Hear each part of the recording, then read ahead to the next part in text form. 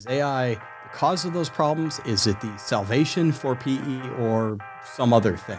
The important thing to consider is it's helping people spend more time on the right deals and spending less time on deals that may not fit their investment criteria.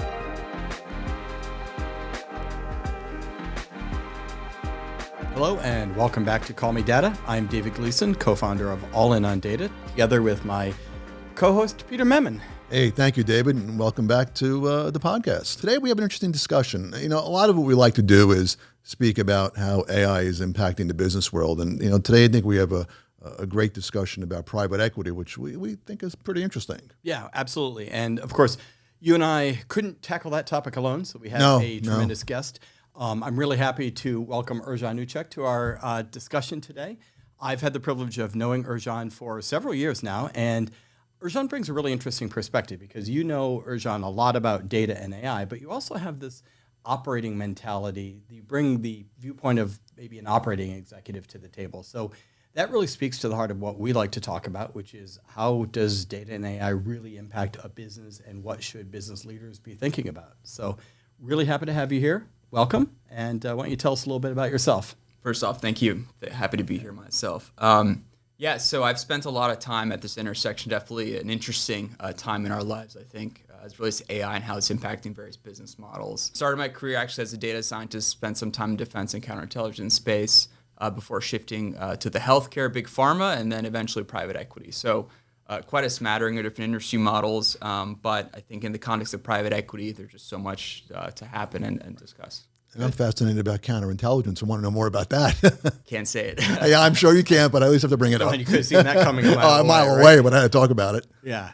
And you missed the easy opportunity. I missed the boy. To say, like I could see your shirt coming a mile away, David. Yeah. I missed that one. A little slow today, a little rusty. Well, it is still sort of the new year as we sit here recording this. Yeah, the brain hasn't fired up quite yet. I need to get it going again.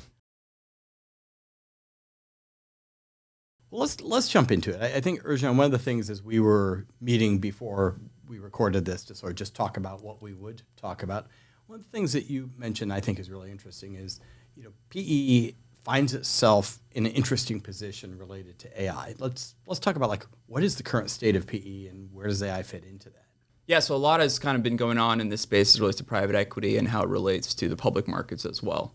Obviously, the public markets have done very, very well with the AI revolution. Stocks like NVIDIA, Tesla, et cetera, they really outperformed, general returns. Right. Not the same can be said for private equity in many ways, right? So from the point of an investment allocator, someone who's thinking about portfolio strategy as it relates to how much money they want to put into public equities, private equities, and other asset classes, private equity is not necessarily in vogue as much today as it once was. So, Ercan, one of the things that's really interesting, you talk about the challenges that the private equity market is facing. Where does AI fit into this? Is AI the cause of those problems? Is it the salvation for PE or some other thing? Yeah, no, I think we're actually at a very exciting time in terms of what AI can do for private equity. I think private equity is going through a little bit of a shift, or if you will, in terms of, you kind of have this tailwind of perhaps deregulation, the idea that more members of society can get access to private equity as an investing class. But you also kind of have some of the headwinds around performance that we've seen in the last few years. When interest rates have kind of gone up a little bit, a lot of the debt that's used in the world of private equity is built upon interest rates.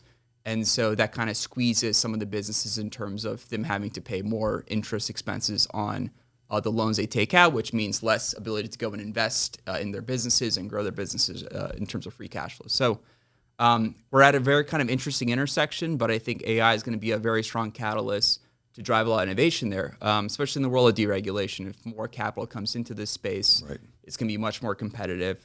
More people are going to kind of use that capital to go and deploy it out in the market, and you need to innovate in that kind of world. And that's kind of the topic of the invisible hand, as they would say in economic theory. Excellent. Right. Yeah, I want to keep pulling on that thread a little bit more, but before we go further down that path, I think for most of our listeners, we understand private equity, David, and we worked in finance, all of us, for a very long period of time. Can you explain to our listeners what is private equity versus a hedge fund versus just the traditional markets, just so they understand how they all work and it's not this big amorphous thing that people use to invest in? Yeah, I mean, the idea of private equity is helping kind of partnering with limited partners who people are the investors that give money to the private equity funds but working to kind of deploy their capital and buy businesses that are private or take businesses that are public, private. And the idea is to hold these businesses for a period of time, partner with the executives at these businesses, and help them kind of get to the next level in terms of transforming and improving operations, driving commercial growth, and a lot of other things as well. And the idea is, as we think about transitioning out of those businesses over time, we leave them in a much better spot, and we make money for the LPs. And let's pick on that part about transformation, because I think maybe that's the part that is often overlooked, at least among people who haven't really looked closely at private equity. You hear a lot about financial engineering and things like that, but there's in a perfect scenario, in the desired scenario, there's this idea of transforming a business so that it is, I don't know how you want to quantify it, maybe it's more capital efficient, maybe it's more efficient in general, maybe it has a better labor strategy, et cetera. So it sounds like that might be one of the places, and we'll get into this, but might be one of the places where AI starts to help private equity. Is that a fair statement? Yeah, it is. I mean, I think, as private equity has evolved over the last few decades, obviously back in the 90s, financial engineering was very interesting, right? Barbarians at the Gate, which I'm sure many people may or may not have read. That was kind of a big foray into using leverage, which is debt, to kind of do these deals. And then over time, again, as markets kind of reach equilibrium, people join those markets, and the alpha that can be generated from financial engineering tends to erode. And then you got to think about new features and the new ways you conduct your business as an investor. And I think in the 2000s, we started seeing more investors realizing that they need to take more of an operational focus on these businesses. So not only take positions in them, but to think about how we can partner with the executive teams at those businesses to help kind of get them to the next level. And in order to do that, private equity firms have invested in teams that are specialists in human capital, talent, legal, finance, et cetera, to kind of go there and augment the existing executives at a portfolio company. So it was much more of an active role in those transformations. And then now, heading, I'd say after 2020, really, especially at the onset of ChatGPT, a lot of private equity firms are thinking, okay, what does AI mean for these various business models across different industries, and how AI can go in there and really kind of drive change and be that innovation agent for these businesses to get them to the next level. So can you walk us through, just at a fairly simple level, how this all works, like what a private equity firm actually does? Because we've introduced some terms, the LPs, limited partners, the portfolio companies. Just maybe let's walk through like a simple sequence of what happens when fundraising starts and investors sign on, and how that money gets used, and where the PE firm interacts with these companies. That'll also help clarify some of the terminology we're using, I think. Yeah, definitely. So, you can imagine, I'll start with the endowments, or massive, allocators of institutional capital. And they manage a lot of money, billions, trillions of dollars. And for them, it's around, how do I allocate this money effectively to different kind of investing strategies, if you will. So part of that is allocated into public markets. And so that might be done directly investing in those public markets. That might be done through hedge funds, and going to hedge funds and saying, hey, I have a pocket of money, manage it for me. And then the hedge funds will get a kind of fee on top of that. Part of that is putting into real estate. So obviously they want to have a very diversified portfolio, because they're carrying over capital for large amounts of people, and different asset classes as well. And one of those asset classes is private equity. So a lot of these major aggregators of money will have a certain percentage of target to allocate towards private equity. So that's, I think, important to think about, because that's from the perspective of the customer, right? The LP firm. And these firms are called LPs, limited partners. That means that they have a passive role. They provide capital, and then they get money in return. Private equity is born to kind of support that transaction, be kind of the sponsor or the agent that says, let me manage money on your behalf. Let's go and deploy it thoughtfully. Okay. So I think this interaction is important, because private equity firms, it's a competitive space. A lot of people have come into private equity because it's fairly lucrative relative to other areas. And it's a very competitive space, which means that firms need to think about how to really differentiate themselves in the way they go, and they create alpha for the LPs, the customers, if you will. Okay. And this means, investing in certain areas that have certain risk profiles. This means having certain capabilities within their business. So teams that understand financial engineering at a minimum, teams that understand operational needs. So it's really a firm that really cares about talent and innovation, because that's a way for them to go and compete out in the market in terms of saying, hey, look, I have a fund, I have a great past performance record, and I have different investment sleeves and strategies that go and support, what you're looking for from an LP perspective. Okay, so you get these you get these investors, these limited partners who take this passive role. They put capital into the system, and then you go out and you find companies to invest in, and those are the portfolio companies, right? That's right. Yeah, and the PE firms are also known as GPs, general partners, and that's basically because they have more of an active role in managing this money because they invest it. Right. And I think what's important to know about private equity as well is that it's very nuanced, right? You have different firms that have different strategies. Some focus on a specific size of the market. So you have what's called lower middle market private equity firms that focus on smaller businesses, call it $7.5 million, $50 million, $100 million. There are different ways of defining it. They have middle market firms that focus on larger businesses, and then you have larger firms that go and they do businesses that are $5, $10, $15 billion minimum in revenue. Right. So I think it's important because those different tranches of private equity have very unique characteristics that I think are important to think about. For the smaller tranche, you have a lot of founder-owned businesses. So these are businesses where the CEO is someone who actually started the business from scratch. And there's a lot of kind of important considerations with that kind of a business model versus those that are middle market, upper market that have different kind of characteristics.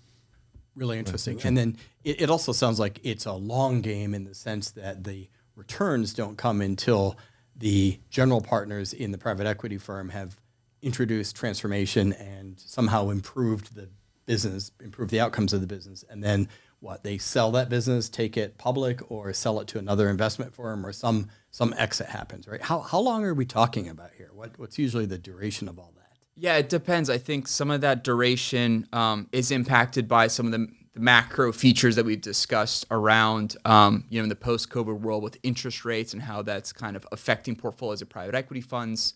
And then, on the other side, the buyers, if you have areas of economic uncertainty, then your transaction volumes are probably going to go down a little bit because people are trying to figure out, okay, what's going on in the world? Is this the right business to buy? Am I going to be, in the case of AI, is this business going to be disrupted by transformation? Right. So a lot of those features matter. I think historically, hold periods were shorter. So call it 4 years, 5 years, depending on the fund on average. Okay. And today, we're kind of seeing hold periods that are kind of extending into the 6, 7, 8 year mark. Well, it's interesting because clearly if you're holding a company for 7 or 8 years, you don't want to deploy AI as a bunch of quick, easy wins that aren't sustainable. You're looking to create real lasting value. Yeah, I think on that note, it's important because as you think about the businesses and what they're worth, building lasting, scalable, extensible solutions and foundations are going to be very important at exit as well. Right. So, from the perspective of a new buyer, they're going to want to care and see that these things are scalable and that it's something that they can also grow in the long term as well. Just to kind of bring this to, I think, closure, and I liked how you described private equity, but can you describe some of the differences between the public and the private markets? Everybody knows about the stock market. I mean, it's the good foundation for everybody out there. How do they compare and they contrast so I understand, or they understand a bit better about the differences between the two? Yeah, I think I would kind of characterize it as information access to the investor, right? In a public market, the SEC has guidance around how much information is provided by the business. Right. There's a massive community, right, that are out there kind of taking this information, synthesizing, presenting their own views to the market. Anyone can pull up their phone and basically look up, what a stock is trading at, the volume, and all the other financial metrics that come with it. So information is very, very accessible, almost in near real time. In private equity, it's very different, right? As an investor, you need to be very thoughtful in the way you approach these businesses, understand what they do with the level of granularity that is important to you as an investor. Right. And from point of investor, it's around, where is the business today? Where do we think it can go in a few years? Some of the risk associated with it at a business level or a market level, and then be able to then take all the information and come to some kind of conclusion in terms of price and structure of that deal. Right. And this requires, a lot of conversation with the portfolio company or the business you're looking at, rather. This requires things like numerous meetings. You develop meeting agendas which guide what you're going to talk about with the executive team. Right. You have information request lists which guide, what kind of information you need around their financials, et cetera, around their business. So it's a bit of it's a very human-centric, fairly labor-intensive, multi-month approach to really understand a business and then determine whether or not it's the right investment that fits your fund and right. the way you've positioned that fund to your LPs. I think that matters too. As you create a fund, you give LPs a views on the kind of investing you'll do, the kind of risk profiles you'll tolerate, kind of industries you'll go into. Okay. And from the point of the LP, then they use that as part of their portfolio creation, right? So if I look at a certain fund that invests in healthcare, then I need to balance that by looking at funds that invest in other industries as well. So you can't kind of deviate too much from whether or not the investment will fit within your fund criteria, because then LPs will, it won't work well with the LPs. I like the way you describe it. I think that kind of brings it home to everybody. That was a nice, good, clear, I think, definition of how these all work. Now, just to maybe pivot from that just a little bit, information is obviously always critical, but are private equity firms in a position to, I guess, maximize some of the newer technologies like artificial intelligence out there to maybe help this process along? Yeah, we're at a moment in time now where access to these capabilities really change the way we understand information and how quickly we get access to that information, right? So I think we're very early innings, but we're already seeing signs of AI transforming just the general business model of private equity. If you're doing a diligence on a business and you're able to access information much easier, you're able to synthesize all the materials that the business sends to you, be able to do external research on the market, the competitive landscape, the value chain, which are all kind of important pieces as part of your investment analysis, that could potentially shrink transaction timelines, and we're seeing that. There's a lot of things that happen in a due diligence where private equity firms enlist third-party support, law firms, et cetera, to perform a lot of these diligence that they can now do in-house.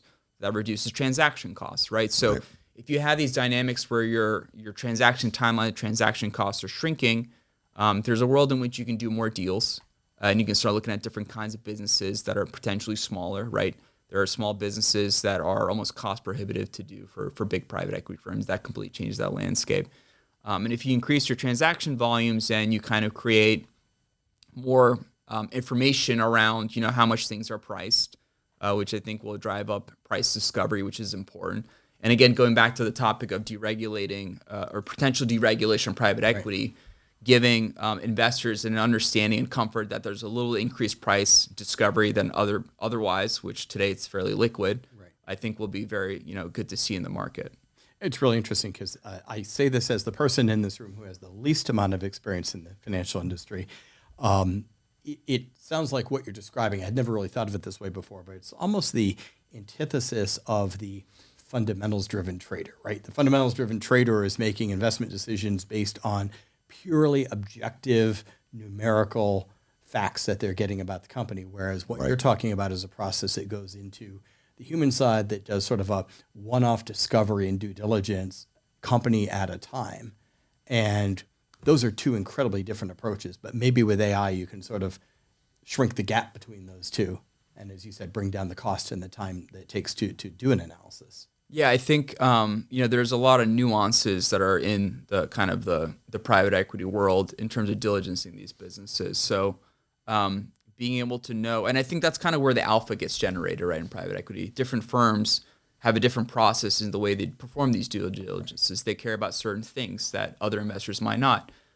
They provide, they assign a level of weight to certain artifacts of that business that other investors may not, right? So, and they have certain views on the macro market that other investors may not. So being able to go there and deploy a level of kind of your own, intellectual due diligence on that business may get them to a different price point than other investors may, and that might dictate whether or not the transaction will kind of consummate itself. Yeah, it would almost seem that use of these tools would give them a much greater depth of knowledge about the portcos that they're potentially looking to buy than it would have had in the past, which, like I said, it's a human-centric process. There's only so much and a lot of it's based on the wisdom of the firm itself and the individual that's looking to buy these companies. So it seems like that now almost becomes a lot more commoditized over time, that knowledge. Yeah. Let's talk about that, because I think that's a really interesting point. You mentioned that use of AI has potential to drive down the cost and the duration of doing this research analysis on companies.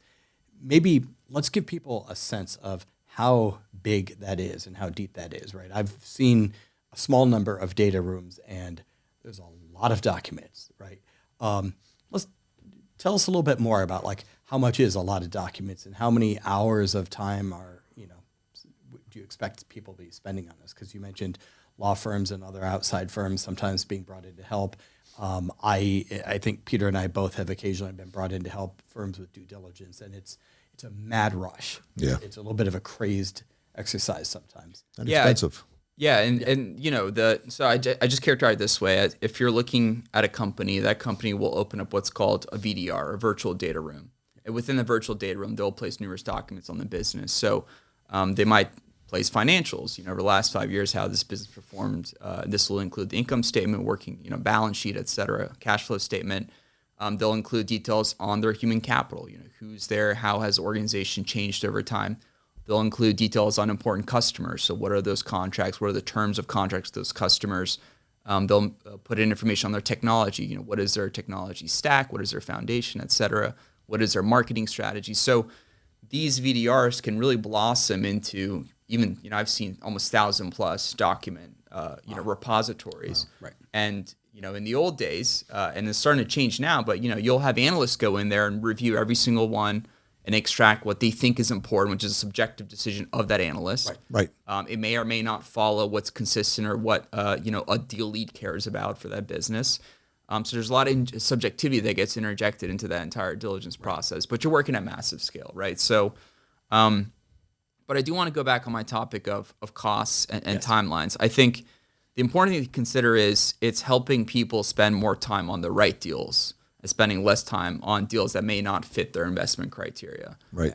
Because I've seen numerous instances where, we see a new deal come over the transom and we're looking at it and we're thinking, this is pretty interesting, but our analysts are fully tied up doing other activities, or we have a live deal and we're nearing a point where we need to put together a final document in terms of how much we want to bid for that deal, right, which is very, very time consuming. It's very expensive.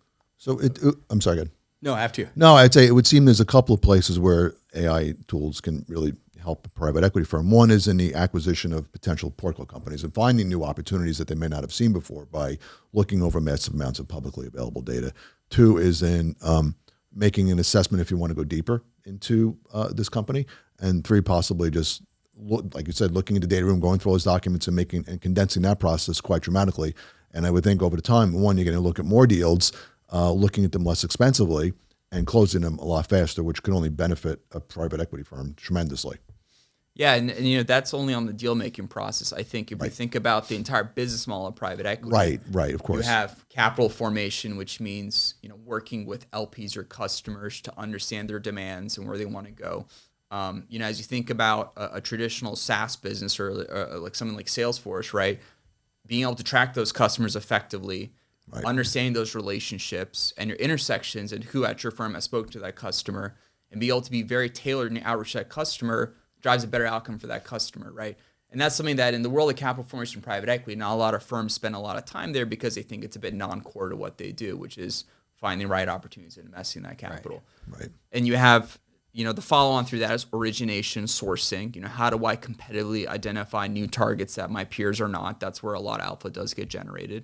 To your point, as we discussed, due diligence process, being able to automate much of that as possible so that I spend more time synthesizing, making decisions, less time rummaging, virtual data rooms. Right.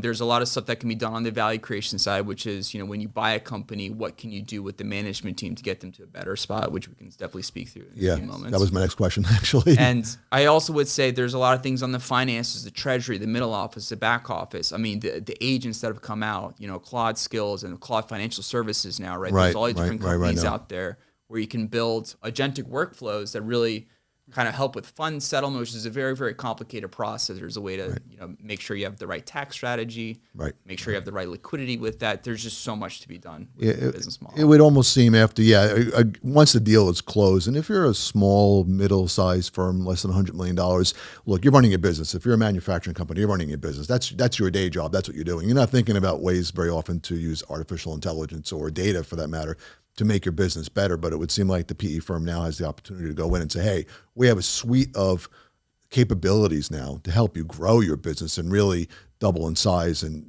generate additional revenue from this.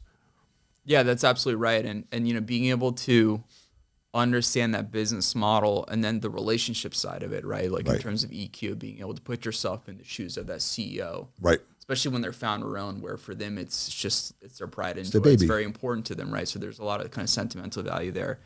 Being able to ease into that conversation in a thoughtful way is important.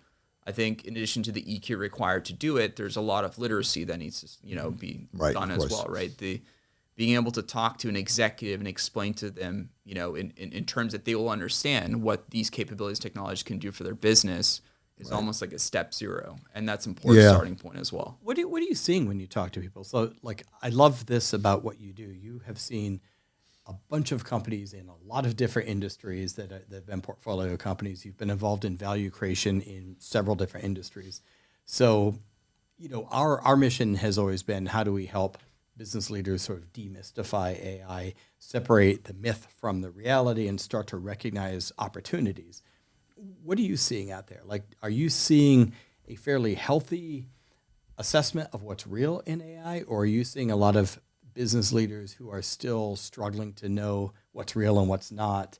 What are your thoughts on those companies? Sentiment has changed quite drastically. I started in this kind of intersection AI and value creation, private equity, pre-COVID, pre-GBT days, right? So that was a time period where you would go to a CEO and explain what you can do, and they kind of look at you funny and say, this is a black box. I don't want it in my business. I know my business, et cetera. So were they skeptical of data science because they couldn't understand exactly what was happening inside that black box? They were, and they also felt that, and I'm making generalized statements here, but they also, the industry kind of felt that, I'm running my business. This is kind of a unique capability, but, I'm running my business just fine without it. They did not feel the competitive pressures and the dynamics in the market that industry leaders and business executives feel today. Right. So I think there was that dynamic.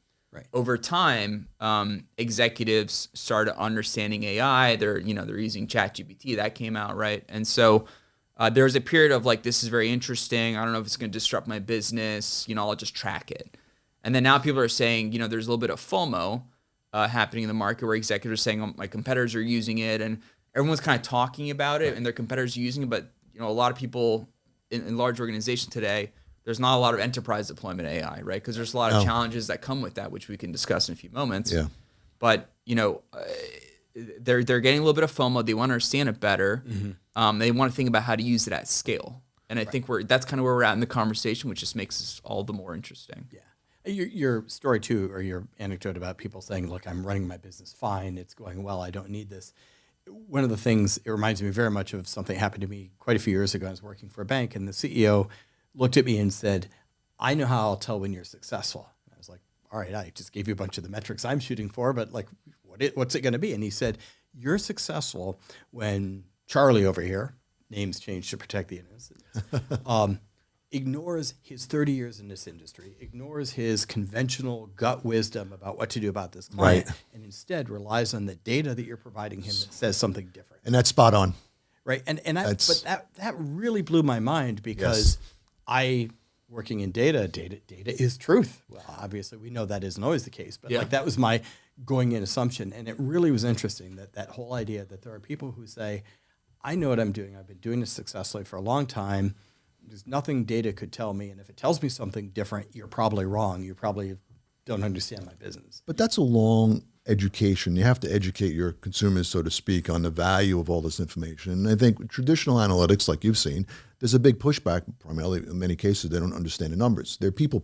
They understand people. They understand their business intuitively. So when you start putting numbers in front of them that maybe they can't, put into context, they push it back on. And I experienced the same thing for years with doing this. And it took a very long time to convince individuals that you need to make the transition.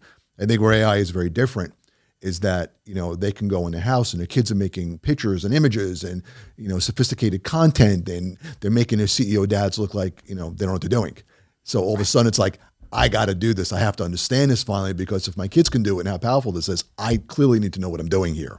There certainly is a lot of that. But I'm curious, you having seen this play out when you were doing data science, if data science is a black box, then AI is a black box inside an impenetrable object masked by a light ceiling curtain. It is more opaque than anything for most people.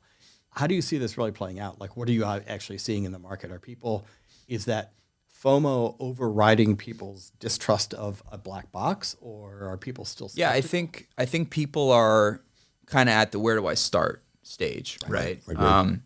And so they need some kind of guidance from someone in terms of okay, look, here's your business model simplified. Right.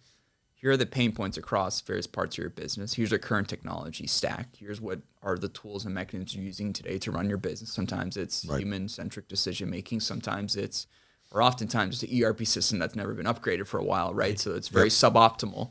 And then helping them think through what is the appropriate order of activities to happen in order to get to where you can get to, which is being very competitive and growing market share. And I think sequencing that order is very, very important, both to the change management piece, which is what we're discussing, but then also to the financials of the business, right? A lot of businesses don't look at, in December, January and say, all right, here's my AI budget, right? And so there's very little budget, if at all, within these organizations to do AI, quote unquote. So to find the right starting points that get you quick wins, that unlock kind of immediate value to an organization, that also match the level of sophistication and maturity of the organization at that stage is important. And laying that out, if you can have a few quick wins that unlock value that don't cost a lot to get to, that profits can then be used to reinvest, and you kind of have this nice flywheel going where profits are generated, they're reinvested into additional initiatives that make sense for the business based on their maturity. And then over time, you get to, you look back and say, wow, look how far I've come in 6 to 12 months. Additionally, those quick wins are good ways to kind of get people to understand the merit of the work and the value that's being generated and getting them to use it. Right. What's interesting and resonates with me about the approach you described, though, is AI isn't the answer in that approach. AI is a tool that you're using once you've identified what is the business process, what are the decisions being made, how are they being made, how could things be improved, et cetera, right? So that's I think is a really well nuanced description of it, because you're not just saying go sign a large check with an AI company and your business will magically get better, which does seem to be the zeitgeist if you read too many articles in the business press, right? Like they make it sound like you just have to be willing to spend some money on model of your choice and magically improve. And what you're talking about is, good old-fashioned analysis and problem solving with AI as a tool to deliver those solutions. That's absolutely right. I think everything's a business problem. I like yes. And the investments need to go against the business strategy of the organization. And we've done things like, making sure you're bringing basically members of the executive team together, the portfolio company, but then also board members and members of our investment team, and really laying out and saying, okay, what are we trying to solve for from a business standpoint? Where do we want to be commercially in 3, 5, 7, 10 years, whatever it may be? And then how do we use our investments in data analytics, IT, even fundamental investments in IT cybersecurity, which is important always, right. And investments in AI to catalyze this business strategy, commercial strategy, each along the way. And those two things should never diverge. They should always focus on the business vision. I saw you perk up when he said, I know. Well, it aligns with everything. Strategy. Well, it's funny. I think it's self-evident to us, having worked in the space for a while. It's not self-evident to business people. I think traditionally they look at, and we've seen this how many times, AI is dumped on IT. And, we will argue, even though both of us have worked in that organization for God knows how many years, that's the wrong place it belongs. That it is a business strategy, and the business needs to embrace it, and they need to get over their fear of this because it's happening, and it is no alternative. You're not going to walk away from it. So you're not going to do it. It's kind of saying like, oh, well, I'm not going to breathe today. You have to do it. It's just a matter of when and how fast, and if your competition does it before you, and can you catch up? Yeah, and the executive team matters, right? When you go into an organization and you see that you have a CIO or CTO or a VP of IT reporting to a CFO. Right, which is a common way of doing it. Exactly, and that's how it's always kind of, well, not always, but that's very commonplace for that to happen. You see that, right? And then, so now it's a cost center, right? The CFO is like, where's my ERP and my financial systems? Right, exactly. Make sure my conference phones work, right? And there's a dynamic there. So you go into this organization, you say, all right, I have my work cut out for me, right? So, but look, I personally think that I think chief transformation officers are important, especially when you're kind of becoming a program manager of massive transformation initiatives that are multidisciplinary. You have different stakeholders involved from different business units. A lot of businesses we look at are global, right? So you might have different P&L leads and they need to align in a very thoughtful way. And so I think there's a market for chief transformation officers that are very data analytics and AI native. We agree. They understand it, and they use that as a mechanism to go and drive this change within these organizations.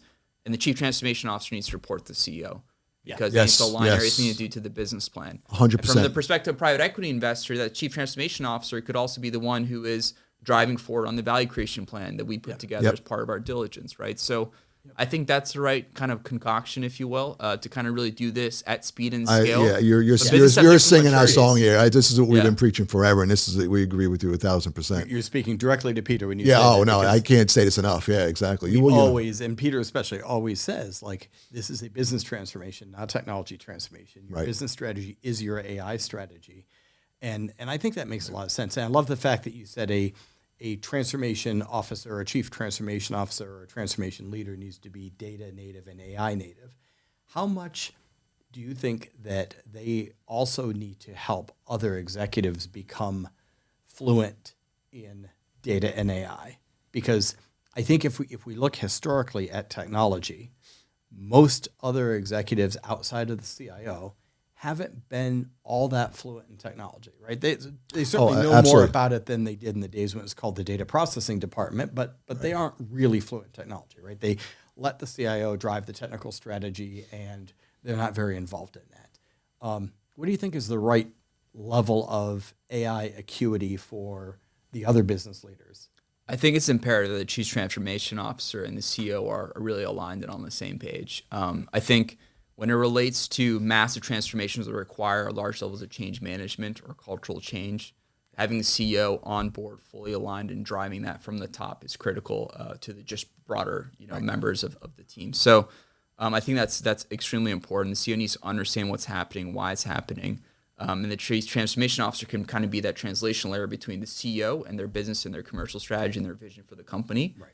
But then also, the various operators on the floor, the various business units that are going and really driving that forward, boots on the ground. Now you think, and David and I, we've had this, you know where I'm going with this right away. Probably know exactly where I'm going with this. I'm a firm believer that if you're down in the trenches, or even if you're a senior manager, I mean, we've been at the top levels, you need to have a deeper understanding of how these tools work. Not only need to get into the deep math of it, but you need to have a good understanding of how they work. Like, for instance, something like, what is a context window, which, is fairly basic. But if you're going to be deploying something like this, which is incredibly powerful, you need to understand, I think, at a basic level, how it works. You agree with that?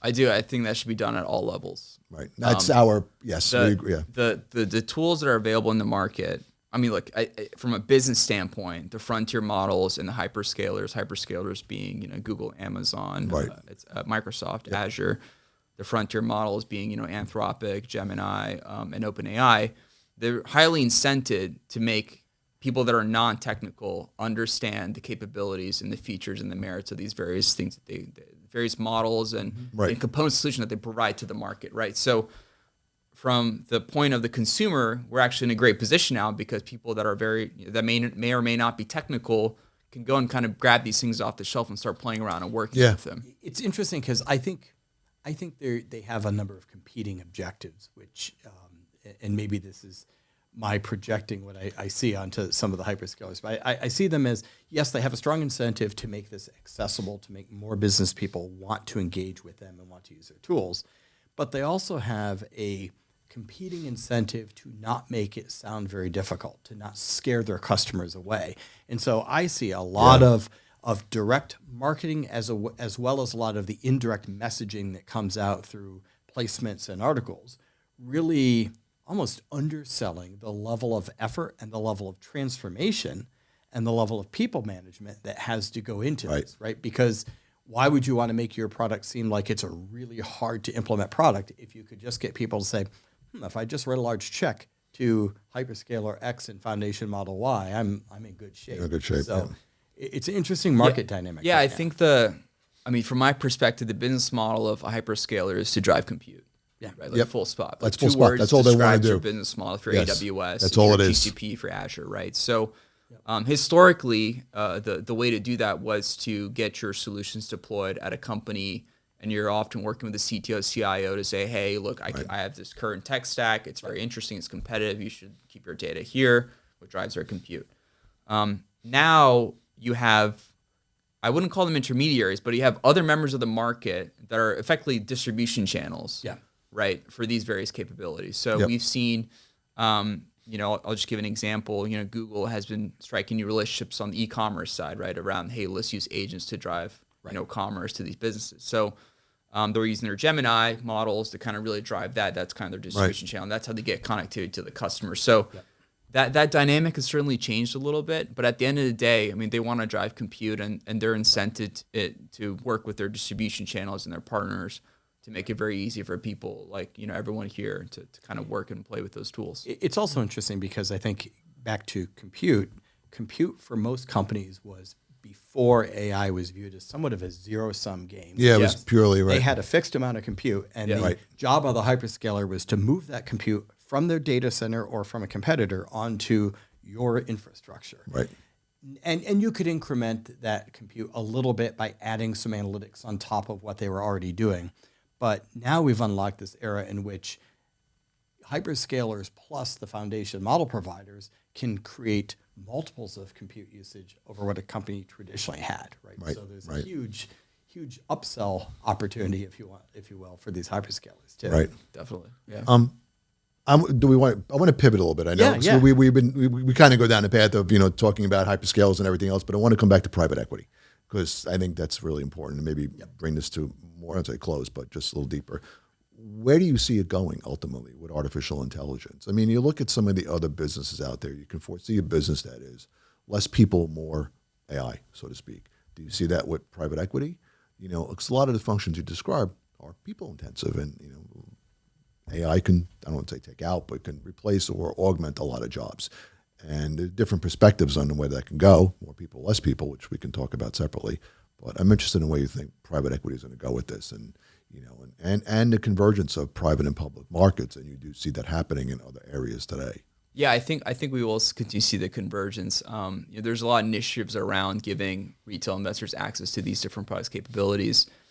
There's a lot of initiatives that are still early days, like tokenization, right? How do I take an illiquid investment vehicle and provide a capability to kind of continue sharing, continue transacting on that vehicle later on with different markets, et cetera. So I think we'll see a good bit of that, and everything we discussed around just how AI might intersect with the business model of private equity, from capital formation through to portfolio monitoring and exit.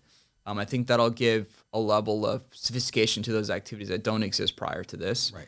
I think firms will need to think about how they're going to compete in that dynamic. They're going to need to innovate. They're going to need to really kind of latch on to really good talent. And talent's been difficult, right? You have big tech that attracts a lot of people out of college, right? They pay incredible sums. You have a lot of startups that offer a unique level of convexity to people that are earlier in their careers, right? Which gets them very excited. Yep. And the younger generations want to work at places they care deeply about, or causes they care deeply about, right? So there's a little bit of a fight and competition, competitive dynamic for talent that I think is heated up now more than ever before. And so that's going to give ever more reason for private equity to really take a step back and say, okay, first principles thinking, what is my business model? Right. How is AI going to intersect with this business model? And how do I need to compete and innovate myself in a way that allows me to go to an LP and say, hey, I'm differentiated, and here's how I'm going to create alpha for you versus the others that are out there. And you talked about some of the attractions of other competitors for talent. What's the real attraction for someone who's looking to join private equity? Like for you, what makes it so interesting? Why have you chosen that versus other things? Yeah, so personally for me, just applying these technology to these businesses, I think is a very exciting thing to do. I personally love the kind of understanding, learning about different business models, different industries, and working with the executives, the CEOs, the COOs, people that are on the business side of these businesses to really think about what AI means for their various companies. So the application and the very direct relationships that you can forge with AI and the businesses is something that I think is very interesting for people to do. Really interesting. And it sounds a lot like, all of us have spent some time in the consulting world, and there's a real attraction to just being able to go in, learn about a new business, selectively leverage what you've learned from other companies and other industries, and figure out how can you provide value. And it sounds like in private equity, you also have the benefit of doing that at a fairly senior level in the organization, where you're really driving the strategy of that organization. Yeah, definitely. Definitely sounds like fun. No, it's fascinating. I love that. I mean, it also sounds like private equity is about to undergo some fairly significant changes, I would think, with the advent of the technology. And if you're reducing the cost of acquisition of a portfolio company, you're building out these companies, it would seem it would attract more competitors to the space. So I think in some sense it's like, yeah, I maybe need fewer people, but now I have more players driving up the requirement for more people. Leads us into a whole discussion, which we spoke about before we started this on Jevons Paradox, which is one of my favorite topics to talk about. So what are your thoughts on that? Yeah, how does it apply to the PE space? Yeah, so I would... Actually, let's go back and why don't you define it for us? We've defined it. We've referred to it way more often than we've defined it. So I feel like we should, for the benefit of the audience, we should define what it is. Refresh people's memory on it. Jevons paradox, at least my interpretation is, there's this kind of doomsday narrative that AI is going to take away a lot of jobs. The idea is that it'll actually create more jobs because it will kind of change the way people work. Right. And people will spend more time doing high impact things, which is going to then drive demand for those activities. And I think we will see that in private equity. The way I think about AI value creation, there's kind of three main levers to it. Three main ingredients, if you will. One is AI, so building the right models, which, as we discussed around hyperscalers and all these other folks, building kind of off-the-shelf models, et cetera, is easier now than ever. There's a lot of pressure testing to be done in the underlying mechanics and mathematics of these models, but they're very accessible. The second piece is data, right? So you go into this business and their data is located in all kinds of different places. It's very fragmented. Oftentimes they've underinvested in organizing their data, which is perfectly okay, right? Organizing that data is a bit tough. The third piece is the human capital, the change management piece, right? That is the hardest by far, bar none. Yeah. And so that's going to be a critical area where, if I'm on the private equity side and, I'm partnering with the deal teams on driving value creation initiatives, the less work I need to do at my office, in PowerPoint and Excel, organizing data, doing research, et cetera, the more time I can spend with the portfolio companies themselves, developing robust relationships, working with the CEO and the COO or members of the organization, presidents of certain P&L leads, et cetera, really understanding at the core their pain points and what they're doing, and then helping solve those pain points in a more direct way. That's only going to increase the impact that you have to the organization. Right. And, how nice is that, right? So being able to say, look, I have the same number of people, but they're driving greater impact with this organization, there's going to be greater demand for that position. And I think that's the point where Jevons Paradox comes in the sense that you're going to start hiring and building out that team to really go in there and really effectuate a lot of change, as opposed to hiring out a greater team to do more PowerPoints and Excels and strategy documents and project planning, et cetera, which is, it's important work, right, in terms of governance and structure to these initiatives, but a lot of that work can now be done in AI or accelerated with AI. And as you said earlier, there is always more work that could be done, more work that a firm would like to do, right? You mentioned firms sometimes can't do diligence on some targets because they're already deep in deals with others and they just don't have the capacity, or they have to decide how to prioritize resources across multiple deals and multiple due diligence exercises, et cetera. So if AI can increase that capacity and at the same time give people, the experts, real time to spend one-on-one with the companies they're investing in and really be creating more value, that definitely sounds like a win. Yeah. And the other side of Jevons Paradox is that then creates this effect of creating, doing the work more efficiently allows you to do the work differently, which creates more universe of work to be done. Yeah. Right? So which is sort of what you described. And I'd give a recent example on that. So, when you're looking at a business, obviously to grow that business, you do what's called case studies, let's say, right? Okay. So it's basically an aggregation of, what is the solution that this business built? Maybe it's a manufacturing business and they built a certain widget for that customer. And you kind of break out, what is the problem statement? What's the customer? What were their requirements? What did this business build for that customer? What was the competitive advantage of this business building for that customer versus a customer going with someone else? And the output. And so these case studies can then be leveraged to drive sales, right? You can put on the website. Okay. You can use it in a way, in the way you interact with your current book of business. You can maybe reach out to your prior customers. You can reach out to new customers and leads, et cetera, right? So case studies in certain business industries can be a very kind of important aspect of the way they do this. And so for business that we own in these intersections of materials, industrials, et cetera, the traditional way of creating these case studies is saying, okay, well, we got to go and we got to have someone sit down and they got to be at the portfolio company and they got to build this, 5-pager out, and It's a very long process, and often no one does it, right? Running around and interviewing people. Yeah, I got to interview a lot of people, so it's very time consuming. It's hard as someone who does, as an investor that's not in, within the intimate details of a business for 10, 20 years. Right. It's hard for us to come in and do that work, right? So it often has to be at the portfolio company level. So there's a lot of challenges and a lot of friction to this process, and oftentimes people just say, you know what, forget it, let's not do it, or they'll put it in the back burner, right? Okay. Right. Makes sense. Kind of fast forward to today, in today's world, and this was an example from earlier this week. I visited a manufacturing facility down in Virginia, and I sat down with one of the operators, and there's a widget that they sell at this business that is kind of their marquee SKU, right? So there's a big book of business that comes from this widget. Okay. It's something they've been producing for a long period of time, and it's important to their business model, and it really kind of encapsulates like what makes this business special. Right. What is their competitive advantage in building this? And what do they do for customers that other businesses cannot? So I sat down with the operator who kind of manages production of this widget, and I spent 5 minutes. I said, "Are you okay with me recording this conversation?" He said, "Yes, sure." I record audio conversations, so just walk me through verbally. What is it? What do you do? What did the customer ask for? What makes it so unique, et cetera? So we finished that conversation. I then transcribed it speech to text on my way to the airport, went through TSA security, sat on the airplane, and then I started opening up Claude.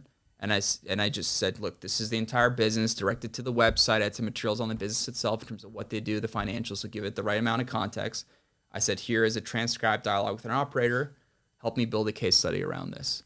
And it did it in like 30 seconds. Wow. So in aggregate, I probably spent less than 10 minutes on, from interviewing this individual to building it out. And I had a 5-page, beautiful case study. I gave context to Claude, and I said, make sure something that can easily be presented as a standalone document. You can put in a newsletter, or you can put it on the website. So it's structured very beautifully. Okay. And you had a case study for that, right? So it's a great example. Yeah, as an investor, it's like, wait, why don't I do this more across other businesses? Right. Before, there was way too much friction involved, and you would just never do it. You would never do it, of course. Deprioritize it. You might think, that would have taken I have weeks. energy to do 1 or 2 of these every quarter. Which ones am I going to do? So now it's like, why don't I do this across many businesses, and I can start building a repository of artifacts, and then I can work with that business, and a lot of this can be automated today as well. It's like, how do I now disseminate this across social media, my web presence, my front-end website? How do I go and engage customers with that email, which, by the way, you can automate production of a very nice email, right? So now you have this kind of new demand for something that otherwise was prohibitive or too much friction to do. Right. That is very critical to growing commercials and sales of that business. Well, and it's interesting, actually, as you go through this, because the time to value is clearly dropping dramatically. Yes, collapse. And I think from a PE perspective, having money, quote unquote, sitting in the bank not being used effectively is money wasted. It's investors are not getting their return on their investment. Where if you could reduce that time to value, and you could turn around more companies, and you can acquire more companies faster, you're only going to benefit everybody in the chain. Yeah. There's something else I love about your example too, which is, I think, something that maybe gets glossed over sometimes. So you had all this data, you had the transcript of the discussion with the operator, and the other data that you pulled in from research and from the web.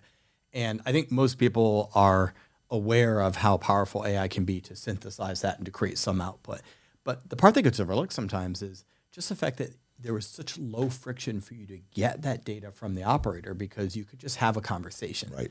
And so many people are either better at communicating in just having a conversation than if you ask them to write it out, or they're just more willing. They have more time, right? Because if you had asked him or her to give you that level of insight, it would have been weeks. It would have been weeks. It would have been hours of thinking not working and in the factory, doing what they need to do on the day-to-day. Would have taken them out of that role. Exactly. Right, exactly. And so the friction of you asking a question, them answering, you asking a follow-up question, et cetera.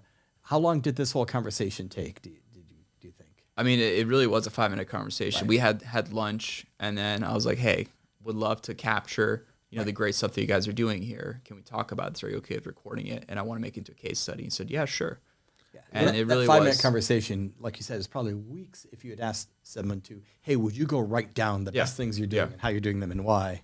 Yeah. Well, it seems like, it's the friction's reduced almost nothing, but the type of information and the value of information, I would think even the quality is going to be better than you would have gotten. Because if I go off and start writing things down, you forget. Just we're all human. And your internal editor kicks in. Exactly. So thinking about it, so that all kind of goes away. Yeah, and the nice thing about this is these models can pull very important context from the industry. So the idea of key purchasing criteria, right? So what is a customer that is evaluating this widget? What do they care about, right? Sometimes in the manufacturing world, it's on-time delivery, it's quality, it's lead times, how fast can I get this from the, right? So the models do a really good job of understanding what's been discussed, obviously, understanding that business, given the right context of here's what the business does. You can give a URL link of the website, right?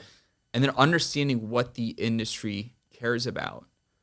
And it brings it all together. Obviously, what's being discussed on a specific case study is kind of the ground truth in terms of what's been done. But it provides very important context on like, it positions the case study in a way of like, what does a customer care about? And I think that's extremely valuable in the ability for it to automatically, innately go and understand what the industry is doing, what the competitors are doing. And that over there alone would have taken a very long time to do for an analyst, as an example. Yeah, I like that example a lot. And I think it's a good example of how, you by doing that, going back to Jevon's paradox, the fact that you created a case study doesn't mean that you've now hit your quota of case studies and you're not going to create any more case studies. It means that you've said, wow, I can create a case study in less than an hour. So I would imagine one of your reactions to that is, I could create a lot more case studies now. Yeah, or go to different businesses and do this for other businesses that would benefit from this activity. So that efficiency begets more work. Yeah, and by the way, like no one was doing that prior. Like that wasn't a position that existed. But if I have a massive, I'm looking at a big business or I have a big book of work, you can almost justify hiring an additional employee to sit there and say, hey, you are going to be the engine that's going to go and capture case studies and build lead generation content for these different businesses. And that's a net new hire that never would have existed otherwise. Exactly. No, I agree. No, I think David and I have spoken about this a million times. I don't get the narrative in out there today, where everybody's going to lose their job, or half the world's going to not be working anymore. I think, yes, there will be a transitionary period, but I think net, it's going to create significantly more jobs. Yeah. No, and I think the key word is net, right? Because there will be people who lose things will jobs. move around, And there will be people who have to change jobs. The nature of their work will change, right? So it won't be painless. But on the whole, I think we'll see more jobs, not fewer. I mean, I remember reading 2 years ago the idea of prompt engineer, right? Like this job description. I know. Yeah, I remember too. I remember them getting paid a lot of money to write prompts, which we thought was just insanity. And then now it's like I can interact with Claude, and Claude knows the kind of questions to ask. And I was like, hey, build me a very nice prompt, or build me a skill, right? Claude has this concept of skills, which are kind of like sub-agents, right? And with the right setup, you can kind of interact with it, and it'll build you a gold standard skill with the right level of detail and everything you need for it to be as concise as possible. And make sure that you spend your tokens wisely, right, with the prompt structures, et cetera. So like that has completely collapsed. And over time, a lot of things we do will also collapse. But then it'll provide people more bandwidth to do what actually matters, right? Which is interviewing people on the floor. Which imagine the world in which none of us has to be PowerPoint jockeys for a few years. That's lovely. I love that. That would be. How many PowerPoint presentations have you done, do you think, in your life? Way too many. I assume I am sure many hundreds of them, if not more than that. Now I can go crank out a beautiful deck in half an hour. That's far more sophisticated than I could have ever done before. Beautiful graphics. So no, it's changed the cost of doing it. And it's really interesting because I think the corollary question that people always worry about, in addition to the loss of jobs from a quantity perspective, is they're like, how's this going to impact people in entry-level positions learning the industry, learning the business? Are we going to automate away those jobs, and then no one new is going to come into the industry, and there's no learning path?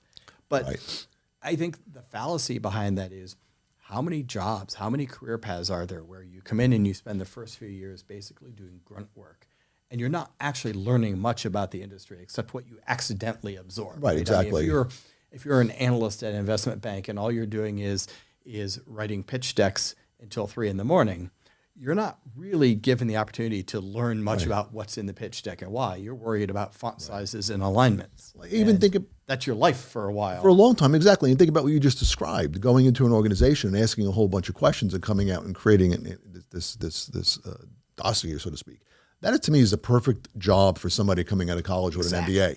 Exactly. And you're going to learn more doing that in 6 months than you would have ever learned going someplace else and generating a whole bunch of decks for an investment banker, and you're sitting there at 3 o'clock in the morning writing decks that are, working on the same deck for 3 weeks. I like to think, and I don't think this is an original idea. I think I might have seen this concept written somewhere, but I like to think that people who really know how to leverage AI for their job will actually learn their businesses faster than anyone before them ever has, because they'll use AI to take care of the overhead, the grunt work, and they'll be able to spend their time, assisted by AI even, really diving deep into their company and their industry and talking and connecting with people and understanding how it all works. Yeah, I'll give an example. Like investment banking is a good one, right? I knew a lot of folks in the industry, and one of the biggest complaints they had weren't the hours, but it was the fact that they were like, I can't be creative at my job. Right, exactly. You know?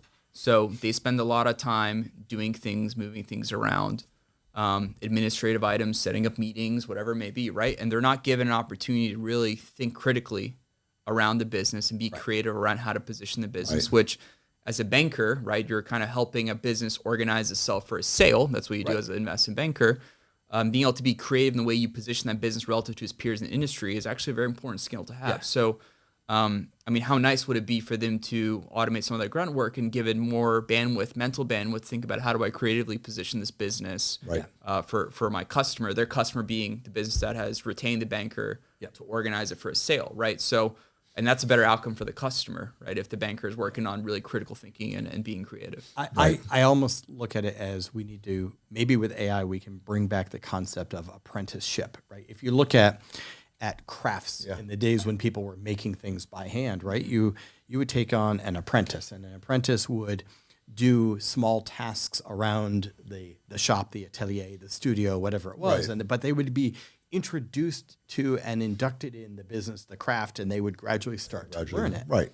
And because we have so many, we don't have the same job structure we did in the 1950s and 60s, right? There aren't office pools full of secretaries scheduling meetings and typing things on typewriters. Now we hire entry-level people who are highly educated, highly qualified. Yeah.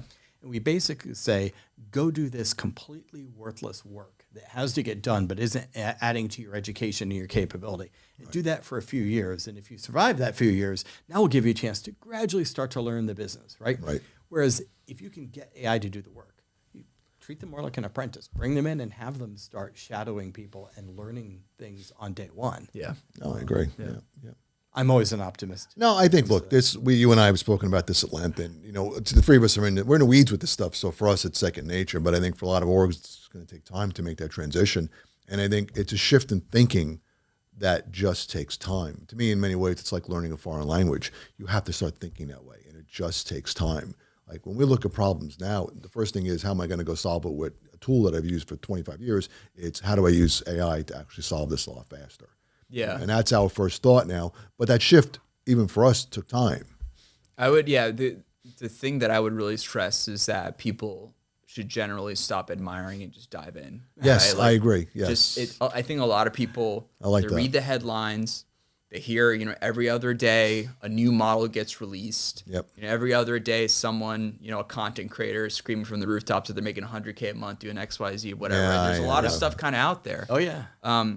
But get some skin in the game. Yeah, no, I agree. Download it, play with it, dive into it, and that will provide you a perspective into what those models can really do in a way that is invaluable. And I think executives should do this too. Oh, agree. Right? Because they need to understand the power of these tools so they can go around their organization and say, guys, we need to use this, and here's how you should do your business. Right? Yes, so yes. If I'm a deal lead and I know that I can go and do very extensive value chain competitive market research on an organization with these tools, and I'm walking the floor and I see the analysts and they're over there on Google search, doing things manually, I'm going to go to them and say, hey, look, there's probably a better way to do this. Let's think about maximizing your value here or your time, right? So, but I'm not going to be able to do that or have that conversation or that dialogue if I don't know how these tools work. So education is key. That's exactly why I think it needs to be omnipresent within an organization, all levels of seniority, for them to understand these capabilities and use them, because that's the best way to really drive transformative change for the business that you're in. Agree. And I think I fully agree with what you said, and I think there's an interesting effect when the senior leaders are not just using AI, but openly using it and talking about how they use it. It sort of takes away what you and I have discussed before as like the stigma. Sometimes people feel like it's cheating or it's somehow not as authentic as Right. doing things the old-fashioned way. You know what? So I think you do need to see real leadership by example from the top.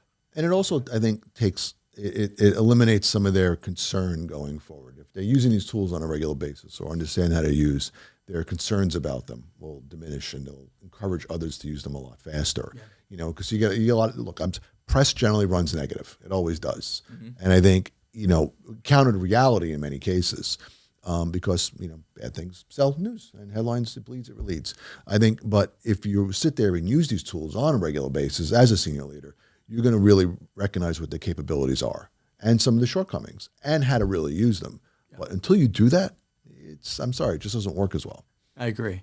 So let's talk about, maybe having said all of this, like, what is the, I don't know what to call it, the PE firm of the future, right? The fully AI realized private equity firm. What does that look like? I mean, do you have a view on like what that firm does, says, who it hires, how it works? Yeah, I'd imagine now we're philosophizing here.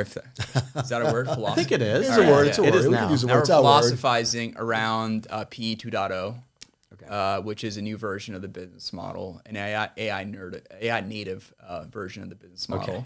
Okay, You just made up a new word. I like the new word that you inadvertently made up, which is AI nerdive. AI native. AI nerdive. I like AI nerdive. We'll It's go not with only that. for nerds, but No, but I like it. I think we're going to go with that AI one. nerdive. Can Okay, I gonna borrow go with that that. word? Yeah, I want to you use got it. it. AI It's- nerdive. it's all That's yours. Like a portmanteau of words. I like it. So, like, I'd say it as like, if there's a world in which you can put in, aggregate your data sources, aggregate your business logic, which is important to you. It's your secret sauce, right? Yeah.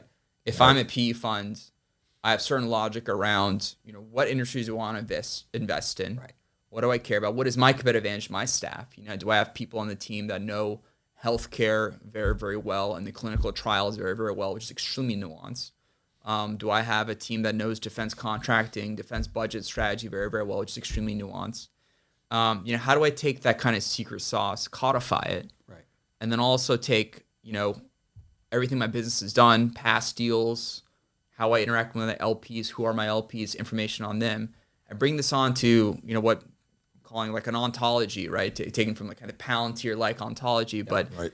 being able to take all this important knowledge and feed it into an ontology that automatically connects the entire business model of private equity. So again, from capital formation to origination to due diligence to portfolio acquisition, monitoring, treasury, cash settlement, all the way through to exit, and there's many other things in between. Right. But being able to connect all of these in kind of a non-traditional way as objects that have very strong interrelated relationships, and then use that as a decisioning mechanism or intelligence mechanism for the organization. And then you kind of have this, the execution layer, which is kind of started with agents, really, right? So being able to have that take you, 80% of the way there, and then human verifies and executes. Right. So if I'm looking at a new business, I put in the business materials into a document. This, synthesize all those documents. It takes my past history, deals that I've done in this specific industry, deals that I've done that are comparable to this business. It takes third-party information, what has businesses like this traded in the market, at what valuations, and then synthesize all that with agents, and then spits it back out to me with a document that is about 80%, 90% of the way there. I need to fine-tune a few things, but then I have something that's a brief. Right. So I went from giving all my materials into this to getting a 3-page document that really determines whether or not I should proceed in prioritizing this. And that goes back to the, we're not reducing costs and time. We're just giving people much more scale and ability to focus on the right deals and spend less time on the wrong deals. Right. I love that you also said that there is a role for the people and a critical role for people to validate, verify, absolutely, assess, and continue to fine-tune things, because I think that's the other part that is really, really important, is you can't just have blind faith that your models are always going to give you the perfect answer. Yeah, and a lot of what we've discussed here is kind of a, I'll say it's a disclaimer, it's like a utopian world, but, the world of financial services is pretty heavily regulated, rightfully so. And I think a lot of these technology solutions are getting better at navigating that environment in terms of information security, PII, et cetera. There are a lot of nuances around, we got to destroy information if a deal doesn't happen, right? So how do we do that and facilitate in a very effective and easy way? Right. So there's a lot of nuances, regulation in this industry, but I have faith that over time, the solution sets out there will allow us to just, be very much more compliant than we are today. And that allows a lot of innovation to really drive forward and change the way we do business. Yep. And I'll say what I'm about to say, not as a get out of jail free card, meaning you don't have to worry about compliance, you don't have to worry about oversight and human in the loop monitoring of AI. But people make mistakes, right? I've spent so much time at financial institutions working on data controls and privacy controls and similar things, and the number of control breaches that occur because someone acts maliciously is minuscule compared to the number of breaches that occur because someone just makes a simple, honest mistake. And I think we forget sometimes that AI doesn't always have to be perfect in order to be very, very valuable. If it's measurably more reliable and accurate than the average human, average trained, qualified human, that is a big benefit to most companies. Yeah. It doesn't mean you say, well, it's better than people, so I don't need to carefully supervise it. It just means that, you shouldn't let perfect be the enemy of very good in some cases. Yeah, and I think, one of the nice things about this concept, AI narrative, is that you can track human behaviors in a pretty granular and high fidelity way and audit them and the trails, right? So being able to understand the decision making of an individual will be much more achievable under this concept than otherwise, which I think will allow us to better, flag things that may look like they're not trending in the right direction or govern that behavior.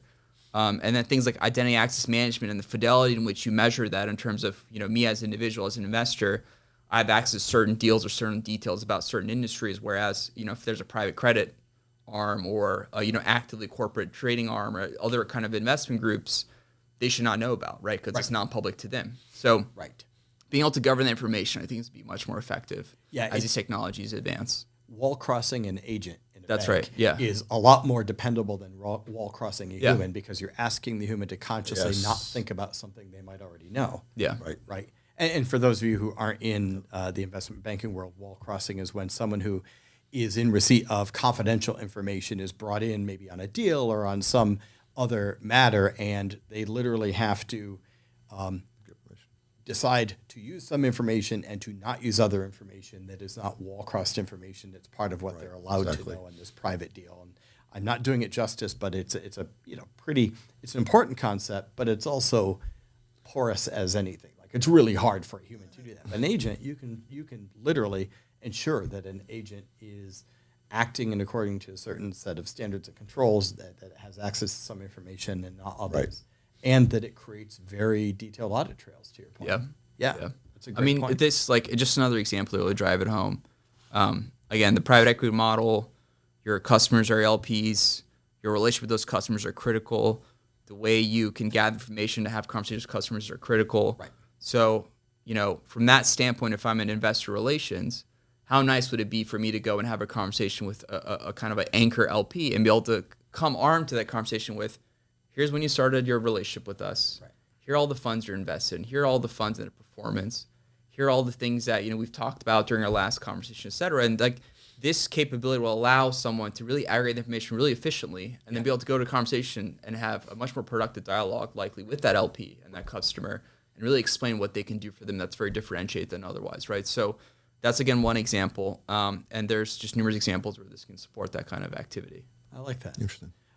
So you talked about jumping in for people, which I think is great advice, right? Don't wait for the right thing. Just pick a technology, pick a tool, pick a model, jump in, learn to use it, and then learn the next one if you're so inclined. One of the questions that we always ask people when they come on the podcast is, what have you been working with lately that's got you particularly exciting? And I know you've been doing some really interesting stuff. Can you share some of what you've been working on? You gave us a great example of the briefing book. Any tools or technologies or approaches that are really jumping out at you these days? Yeah, so about a few days ago, I actually created a website, which is very out of my domain. It is something that I've never done before. I don't know HTML, etc. You probably know it, don't you? HTML? Yeah. Scary thing. I used to teach HTML back in HTML, 1990. PHP, CSS, like these are things I did not touch. I was a Python, R, maybe SAS guy. Okay? Yeah, but I'm older than you, so I used to write all this stuff. Oh yeah, I know nothing about it. So, but this manufacturing business, we're looking at it and we said, look, they have such a dated front end. And again, in the concept of commercial and sales growth, I read this case study. I'm like, this business is interesting. Let me go take a look at it. And that's the first place I land. And first impressions matter, right? So I thought to myself, how do I make an interesting website for them that's much different, much more contemporary, much more modern? And based on areas that we think that business can hunt well in, like areas that it wants to go in, there's a lot of businesses that have websites in that domain that look really, really good. So being able to go to a business and say, here's our website, do deep detailed research on every single page and character on the website, understand the business back and forth, leverage your capabilities to do external research on the industry and what matters, customer key purchasing criteria. We've done our own diligence on that business, so being able to provide first-party data on what the business is. And then here are some websites that I think look really nice. I like this. I like the way they lay it out. I like their font. I like their colors. But I want you to adopt, the existing logo, the existing palette, et cetera. Build me a website. And position it. I did it in anti-gravity, which is an IDE, and Claude, and you can say, you are a full stack developer with 15 years of experience, and I looked and said, use the most modern tech stack, right? So you can define a lot of these criteria that are a little bit more mechanical, give it the right level of context, and say, build me a website. So the first version was interesting. I gave a lot of details, so it was pretty robust. Did a few iterations with it. I used Gemini to say, hey, build me some illustrations, wireframes, that are PNG, which means it's not going to be very burdensome in terms of website load times, right? So create a website at V1, use Netlify to host it as like a dev environment. It's a static website, right? So it's very simple. It's basically like a series of landing pages. With some forms. And so, we had a V1 and I walked in CO and say, here's what your website could look like. Interesting. And they're floored, right? Which is a whole different conversation than they're going to react to if you say, hey, I want to bring in a web designer and we'll spend a few weeks. Oddly enough, he said, he was like, I was actually looking at, we were working with another agency and they were going to put together a proposal to look at our website and build something together. I'm like, yeah, it's already, here's a fully functioning V1. And it's funny because I had gone through this process with a marketing company back in my finance days, and it literally costs us hundreds of thousands of dollars to build a rudimentary website. You sit down in the room and you go through the process. They ask you what colors, how do you feel? Does this make you feel good or bad or this or that? And they come back with proposals and fonts and this, and it was a multi-month process, cost an absolute fortune. And it just, it was painful when you did it in a couple of hours or an hour. And the beauty is there's such a massive industry that's being built around this. There's industries that are, there's folks out there that are like, look at my open source Claude skills, right?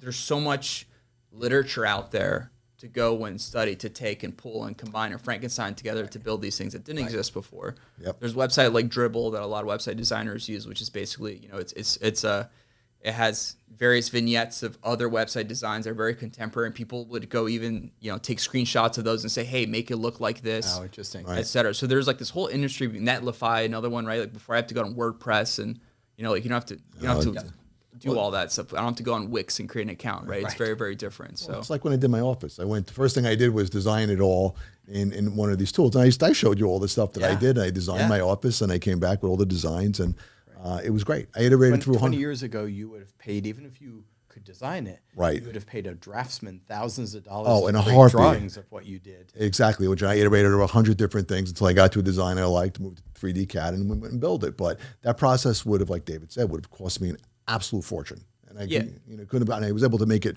three-dimensional and use light, and it was fantastic. And the reason why, our relationship with this manufacturing business is fairly early, right? But the reason why I want to start with the website is because, to me, that's like, when you present the CO, they're like, whoa, okay. Yeah, it's a wow factor, high wow factor. Huge wow factor. It's a nice hook. They say, oh, okay, now I get it. And case study. And this is who I want to be. Oh, yeah. On this. That's right. And the website is designed, and it gave some context of like, describe your business today, but then also where you can grow into. Right. So it's a forward-looking website. It's a forward-looking view of the business. You did something that was even 5 years ago, 3 years ago, impossible. Yeah, totally. Right. It would have cost a fortune. It would have cost a team of people. It would have cost hundreds of thousands of dollars, weeks, if not months worth of work to prep for that. And you did it in everything front to back. 2 hours. It was 2 days total. The only thing that slowed me down was I ran out of tokens on the $20 month plan. And I was contemplating $200 month plan, but I'm like, I don't want it that badly. It's not that time sensitive. Come on. I'll wait until I do resets at It's 4 a.m. tomorrow. Let me tell you something. It's a drug. Once you do it, you don't go back. Yeah. And so, but I was so into it. I was so into actually simulate. I was spending so much time on it. But you articulated the case perfectly. Yeah. The value to a business, what these tools can provide, if you know how to use them the right way. Again, you did something that in the past was almost impossible, well, not impossible, just costly and time consuming. No, it wasn't. I would not have known how to do it. And in the past, and I think this is also a really important point. In the past, it would not have, what you described could not have been done by one person. Yeah. Right. You would have had some researchers, a brand strategist, a visual identity person, a web developer. Right. You would have had the business strategist who did what you did to decide and research, like what are the purchasing criteria and things.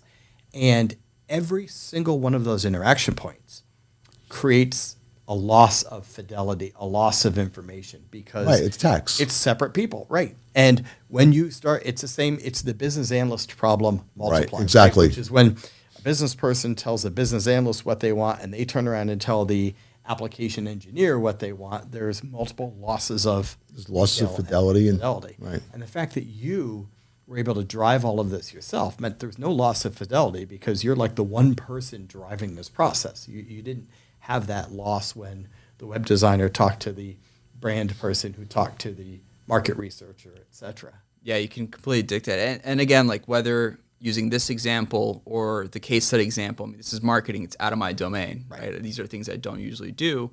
But it's proof that like, look, maybe we should hire people to go and do this more effectively across the portfolio, right? So I think go back to Jevon's paradox, like being able to do these different skill sets and really assessing and knowing and validating that there is demand for these capabilities for these organizations in a way that you otherwise would never have gotten to. Right. Means like we need to put more people that are going to really drive, the marketing and the commercial and the strategy at our organization for these various businesses. And the other takeaway from this is, and I say this a little bit tongue in cheek, but it's also true. Give me enough tokens and I'll become an expert in anything. Yeah. Right. Which is, you're not an expert web developer, but with enough tokens, you can be a good enough web developer to get done what you need to get done. Yeah. Right. And the ability that absolutely. we have to go and learn things quickly with these tools and add new skills to our repertoire is amazing. Yeah, especially if you think about it in a very scalable, extensible way. And I think firms like Anthropic have done just such a great job of structuring access to these capabilities in a way that makes it so that you as an architect can develop these modular packages and tools, you can string them together very effectively. And so for me, it's like, all right, website, website for a services business, done. Now, website for a SaaS business might be different, right, in terms of the way they present their tools. You need a whole pricing chart, et cetera, right? Built a different agent for, website deployment analysis, right, like security testing, unit testing, et cetera. And then next is like, all right, I want an agent that, takes a existing book of business of 50 customers, understands, who their market is, understands other customers in that market, identifies for every customer 10 other customers, grabs their data and, fills in their email, their phone number to the extent they can find it, and then puts me together like a very curated email for that customer. Now I have, a massive, lead generation capability on all these different businesses. And then I can just fire that off, right, with my case study. So now I go from zero to a case study, new website, which is a landing page for customers, and then a massive list of potential, customers I can go and grab. And like now my commercial thing is humming, right? You see, when you speak about that, it's easy to see where venture capitalists get enamored of the idea of the two-person enterprise. Yeah, right. Yeah. Because really, I mean, it's two people is probably not the right number, but you as one person who has a set of business domain skills and technical skills can play different roles that used to be specialized roles. Yeah, that's right. And that's phenomenally powerful. Yeah. So, Ercan, I just wanted to thank you. It has been a tremendously interesting conversation. Thanks for joining us on Call Me Data. Yeah. And for Peter Memon, David Gleason, Ercan Ucak, here we are. You've been listening to Call Me Data, which is produced by our company All In on Data. And thank you for listening. We'll see you next time. Thank you, everybody. Excellent. Thank you. It's been a pleasure. Pleasure. Thank you, Ercan.